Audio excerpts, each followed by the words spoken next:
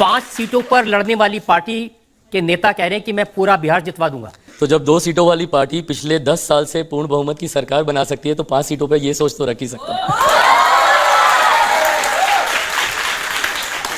आजकल जब हम तेजस्वी की पब्लिक मीटिंग देखते हैं उनमें भी बहुत भीड़ आती है और बहुत जोश उस भीड़ में होता है। नहीं, और ये अच्छी बात है। मुझे लगता है कि आपको एक वैरायटी मिलती है और ये होना भी चाहिए। अंतोगत्वा हम लोग जनता के दरबार में हैं, पब्लिक डोमेन पे हम लोग खड़े हैं, निर्णय उन्हीं को लेना है। वो अपना विजन रखते हैं, मैं अपना विजन रखता हूँ। इवेंचुअली जनता को ये डिसाइड करना है कि उनको, अब मैं बोलूँगा तो लगेगा कि मैं राजनीति कर रहा हूँ, बट जो फैक्ट है वो फैक्ट है। वो एमवाई की बात करते हैं। अब ये जनता को डिसाइड करना है कि बांटने वाले की राजनीति के साथ जाना है या समावेशी जोड़ने वाले की राजनीति के साथ जाना है, एमवाई समीकरण करने वाली राजनीति के साथ जाना है कि बिहार फर्स्ट और बिहारी फर्स्ट की सोच रखने वाली राजनीति के साथ जाना है। अपनी पब्लिक मीटिंग में तेजस्वी गाना गाते हैं। आपके तो रिकॉर्डेड गाना चलता है, वो खुद गाते हैं। वो कहते हैं तुम धोखेबाज हो, वादा करके भूल जाते हो, रोज रोज मोदी जी ऐसा करोगे, जनता रूठ गई तो हाथ मलोगे। ठीक है, वो अपनी बातों को रख रहे हैं, बट दिक्कत यह है ना कि इन्होंने इन्हीं सब चीज़ों को लेकर राजनीति की गंभीरता को नीचे कर दिया।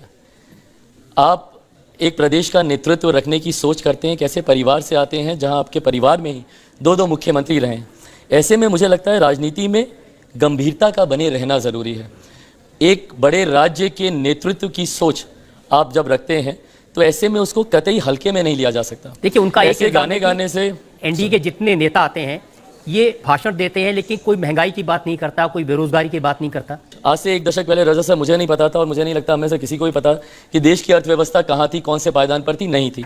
आज हम लोग गर्व से कहते हैं कि दुनिया की 5वीं सबसे बड़ी अर्थव्यवस्था है भारत। ये हो गया एक विषय। अब लोग बोलेंगे अर्थव्यवस्था का अर्थशास्त्रियों से लेना देना हमें क्या, बट जब एक देश की अर्थव्यवस्था मजबूत होती है तो राज्य का राजस्व बढ़ता है। जब राज्य का राजस्व बढ़ता है तो क्षेत्र का आर्थिक विकास होता है। जब क्षेत्र का आर्थिक विकास होता है तो एक गरीब व्यक्ति के हाथ में ज़्यादा कमाई आती है, उसकी प्रति व्यक्ति आय में इजाफा होता है। ये वो बुनियादी तौर पर देश को मजबूत करने की दिशा में रखे गए नींव है, जो मुझे विश्वास है कि 2047 तक जब हम लोग एक विकसित देश के निर्माण की जब हम लोग कल्पना करते हैं तो उसके लिए इस नींव का मजबूत होना जरूरी है। बहुत बेसिक चीजें हैं, बट आज से पहले किस प्रधानमंत्री ने सोचा था कि महिलाओं के लिए एक शौचालय बना दें? महिलाओं के लिए क्यों, फॉर दैट मैटर इवन पुरुषों के लिए। भाई हम लोग क्या खुले में जाने का कोई किसी को शौक है क्या? क्यों नहीं किसी ने सोचा कि उनके लिए आप एक शौचालय बना दें? ये सोच, अब ये बहुत बेसिक है, बट सोचिए आपके बेसिक इंफ्रास्ट्रक्चर को ये कितना बल देती है। उज्ज्वला योजना, आज सिलेंडर्स पहुंच रहे हैं गांव-गांव में, वो चूल्हा चौखट धुआं, उनके स्वास्थ्य पे उसका बुरा हालात, ये तमाम चीज़ें बहुत बुनियादी हैं, बहुत बेसिक हैं, बट जब आप किसी गांव में जाइएगा ना, ये सबसे बड़ी ज़रूरतों में से हैं। तो मेरे प्रधानमंत्री जी ने आज उस गरीब की सबसे बड़ी ज़रूरतों को चिन्हित कर कर उस नींव को मजबूत किया। और मैं मानता हूं कि आने वाले 5 साल में जब हम लोग तीसरे नंबर पर जाएंगे अर्थव्यवस्था के मायने में, आज पिछले 10 सालों में 25 करोड़ से ज़्यादा लोग गरीबी रेखा से बाहर निकले हैं। और ये डेटा है ऑथेंटिक, ये डेटा ऐसा नहीं है कि मैं अपना कोई डेटा बना के लेकर आ रहा हूँ। 25 करोड़ लोग निकले हैं गरीबी रेखा से। आप विकसित देश तभी बना पाएंगे ना जब विकसित राज्य होंगे, जब विकसित विधानसभाएं होंगी, विकसित प्रखंड होंगे, ब्लॉक्स बोलते हैं कई जगह पे, ब्लॉक होंगे, पंचायतें होंगी, गांव होगी। उस दिशा में ये सरकार काम कर रही है। तो जो लोग ये गाना गा के भाषण देते हैं, इन लोगों को नहीं समझ में आएगा कि क्या हो रहा है यहाँ पे। तो चिराग पासवान की महत्वाकांक्षा क्या है? जब मोदी जी की सरकार बने उसमें कौन सा मंत्रालय मिले? अच्छा, पहली बात तो थैंक यू। पहली बात तो मैं इसको क्लियर कर दूं, ओवर एम्बिशियस मैं इसको कतई इल्ज़ाम नहीं मानूंगा।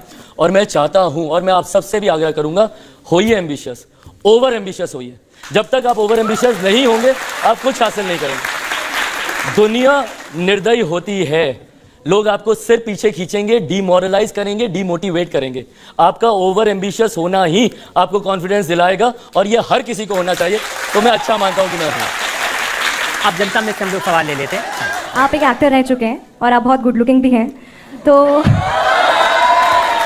मेरा आपसे सवाल है कि क्या कभी ऐसा हुआ है कि कैंपेनिंग के दौरान किसी लड़की ने आपको प्रपोज किया हो? सिर्फ कैंपेनिंग के दौरान? आप बता सकते हैं। नहीं, पता नहीं क्यों, बट फॉर सम रीज़न लोग थोड़ा घबरा जाते हैं मेरे पास आने से। मुझे नहीं लगता कि मैं ऐसी वाइब्स देता हूँ, बट ठीक है, ऐसा नहीं होता, नहीं तो मैं ही ब्लश कर जाऊँगा। तो ऐसा नहीं हो मेरे साथ तो अच्छा है।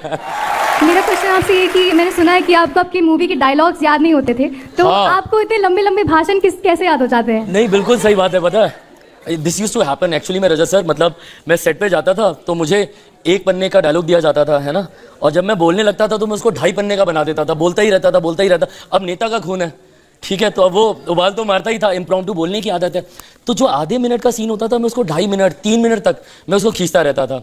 तो ये मेरे साथ सही में बहुत बड़ी दिक्कत होती थी, ना मुझे डायलॉग्स याद होते थे, और इसीलिए अब भाषण याद करके नहीं देता, ना पढ़ के देता हूँ, जो दिल में आता है बस वो बोलता हूँ।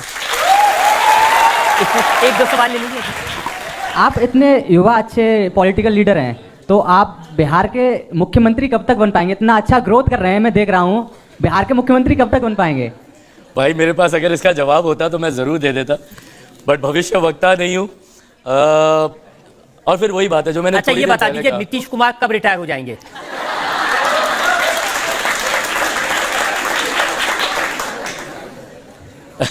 हम लोग जनता के उसमें हैं, पब्लिक डोमेन में है, जनता जिसको नकारेगी वो रहेगा नहीं, जिसको स्वीकारेगी वो आगे बढ़ेगा। मैं खुद बिहार से हूँ, मैं आपसे ये पूछना चाहती हूँ कि आप ऐसा क्या अलग करना, क्या ऐसा दावा करते हैं कि आप कुछ अलग लाएंगे? जैसे कि आपको पता है नीतीश कुमार जी भी रहे हैं हमारे मुख्यमंत्री, और मतलब आप क्या अलग दावा करना चाह रहे हैं? मैं जिस बिहारी फर्स्ट विजन के साथ मैं निकला हूँ, मैं मानता हूँ कि बिहार में चौमुखी विकास की ज़रूरत है, मल्टी डायरेक्शनल अप्रोच हम लोग को रखना होगा, जहाँ एक तरफ शिक्षा पे जो कि सबसे ज़्यादा ज़रूरी है, जब तक शिक्षा नहीं आएगी ये जात पात धर्म मजहब नेताओं का भड़काना लोगों को उलझाना ये सब चलता रहेगा। तो शिक्षित होना, और मेरे लिए रजत सर ये चिंता की बात है, आज भी मेरे बच्चों को कोटा जाना पड़ता है पढ़ने के लिए। कोटा में पढ़ने वाला बिहारी, पढ़ाने वाला बिहारी, अधिकांश शैक्षिक संस्थानों के मालिक बिहारी, पर व्यवस्था राजस्थानी। क्यों ये व्यवस्था पटना में नहीं हो सकती? क्यों ये भागलपुर में, दरभंगा में, मुजफ्फरपुर में, बिहार के अलग अलग जिलों में क्यों नहीं हम लोग उसको एजुकेशनल हब बना सकते हैं? दूसरा, राज्य का राजस्व हम लोग को बढ़ाना होगा, और वो बढ़ेगा कैसे?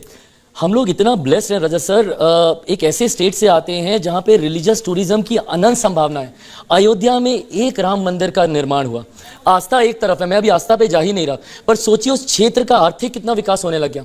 वहाँ पर होटल्स आने लगते हैं, रिजॉर्ट्स आने लगते हैं, MNCs आने लगते हैं। अगर अयोध्या में इतने बड़े भव्य राम मंदिर का निर्माण हो सकता है तो मेरी माता सीता का उतना ही भव्य मंदिर सीतामढ़ी में क्यों नहीं बन सकता?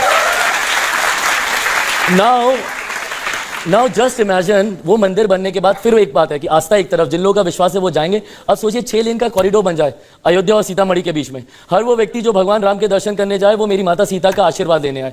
वहीं पे बोध गया है, गौतम बुद्ध की धरती, आप उसको वर्ल्ड क्लास सिटी बना सकते हैं, इंटरनेशनल टूरिस्ट वहां पर आता है। भगवान महावीर की जन्मस्थली है, लछवाड़ है, आपका वैशाली है, गुरु गोविंद सिंह जी की धरती, कितने सरदार समुदाय से सिख लोग वहां पर आते हैं वहां पर। तो अगर इन सबको रिलीजियस टूरिज्म के तौर पर अगर इसको विकसित कर दिया जाए, रेवेन्यू जनरेशन होने लग जाएगा। कृषि प्रधान प्रदेश है मेरा, वहां पे किसानों को लेकर, अब मैं हाजीपुर, मेरे पिता जहां से रहे वहां पर, अगर हम लोग, हाजीपुर का केला बहुत फेमस है, जो भी हाजीपुर से होगा जानेगा, हाजीपुर का वो केला डाउन साउथ जाता है तो केले के चिप्स बन जाता है और उसकी अच्छे से पैकेजिंग, मार्केटिंग, प्रोसेसिंग सब होती है। अब यही प्रोसेसिंग यूनिट अगर हाजीपुर में लग जाए तो वहीं पे उस किसान के हाथ में ज़्यादा दाम आएगा, वहीं पे उसकी पैकेजिंग होगी, प्रोसेसिंग होगी, मार्केटिंग होगी। मखाना आज की तारीख में प्रधानमंत्री जी ने उसको दुनिया में फेमस कर दिया। अब वो मखाने को अगर हम लोग वहीं पे उसकी पैकेजिंग करें, उसकी प्रोसेसिंग करें, मार्केटिंग करने लग जाए तो किसानों के हाथ में ज़्यादा पैसा आएगा। एक और, हम लोग आधा साल तो बिता देते हैं बाढ़ सुखाड़ की समस्या में। आधा बिहार, अब मैं कोई भविष्य वक्ता नहीं हूं, बट मैं लिख के आपको देता हूं, ये जुलाई का महीना बीतने दीजिए, आधा बिहार मेरा बाढ़ में जाएगा, आधा सुखाड़ में जाएगा। अब इसका एक परमानेंट सोल्यूशन निकालना होगा ना। इंटरलिंकिंग ऑफ द रिवर्स पे हम लोग काम कर सकते हैं, नदियों को जोड़ने की योजना पर, इससे सिंचाई की भी समस्या का हल होगा। ऐसी जगह से पानी को डाइवर्ट करके उन इलाकों में हम लोग लेकर जाएं जहां पे सुखाड़ की समस्या है। तो ये कुछ ऐसी चीजें हैं जिस पे अगर हम लोग तत्काल प्रभाव से अगर हम लोग काम करने लग जाएं तो बिहार को हम लोग वापस से उसी ग्लोरी में ला सकते हैं जिसके लिए बिहार जाना जाता था, उसी यूनिवर्सिटी के लिए। वहाँ पे हॉस्पिटल्स हैं, आप प्रखंड स्तर पे चले जाइए, पंचायत स्तर पे चले जाइए, नहीं है अभी भी व्यवस्था। इन सारी चीज़ों को, जिस मल्टी डायरेक्शनल अप्रोच की मैं बात कर रहा हूँ, टारगेट ओरिएंटेड करके, टाइम बाउंड करके हम लोग को इसमें आगे जाना होगा। तो ये मेरी सोच है जिसके साथ, and these are just few examples. You ask me any question concerning Bihar की समस्या, I have a solution to it. मैं यहाँ पे समस्या सुनाने के लिए